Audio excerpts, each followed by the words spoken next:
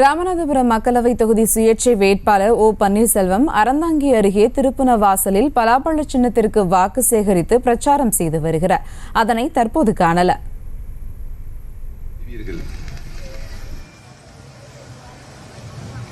என்னன்னா,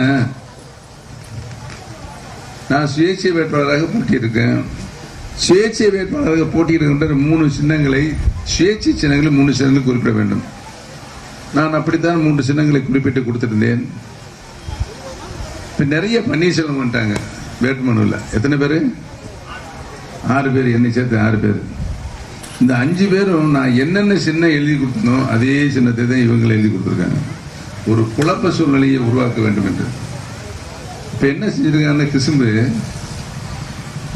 ஓபிஎஸ் என்ன வாலி அப்படின்னு சொல்லி செல்லு வாட்ஸ்அப்லாம் போட்டு விட்டுருக்காங்க. ஓபிஎஸ் என்ன திராட்சை கொத்து, பலாப்பழம் தானே நமக்கு விளம்பரம் இல்லை, திராட்சை கொத்து. நான் 3 சின்னம் எழுதி கொடுத்தல, அந்த 3 சின்னையும் ஓபிஎஸ் போட்டு செல்லில் இன்னைக்கு பறக்க விட்டாங்க.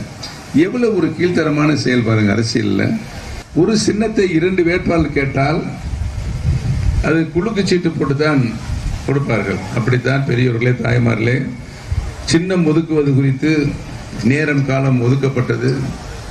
குலுக்கு சீட்டு போடுவதற்கு தயாராக இருந்த நிலையில் பெரியவர்களே தாய்மார்களே உங்களுடைய வாழ்த்துக்களால் ஆசீர்வாதத்தால் தந்த வரமா பரவால் நீங்கள் தந்த வரத்தினால் நம்முடைய வெற்றி சின்னமாம்.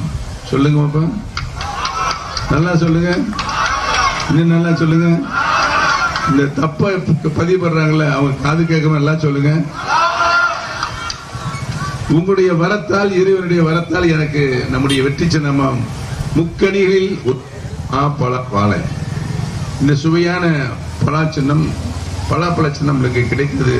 அது உங்களால் தான் கிடைத்தது. நீங்கள் வாழ்த்து இருக்கின்றீர்கள், ஆசீர்வாதம் பண்ணியிருக்கிறனால் எனக்கு கிடைத்தது என்பதை இந்த நல்ல நேரத்தில் பணிவோடு தெரிவித்துக் கொள்ள கடமைப்பட்டிருக்கிறேன். செய்திகளை உடனுக்குடனும் துல்லியமாகவும் தெரிந்து கொள்ள சப்ஸ்கிரைப் பண்ணுங்க.